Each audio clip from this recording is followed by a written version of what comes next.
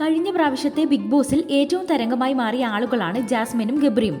വിവാഹം ഉറപ്പിച്ചിരുന്ന Jasmine big ബോസിൽ എത്തിയ ശേഷം ഗബ്രിയുമായുള്ള റിലേഷൻ കാരണം വിവാഹം വരെ മുടങ്ങിയിരുന്നു.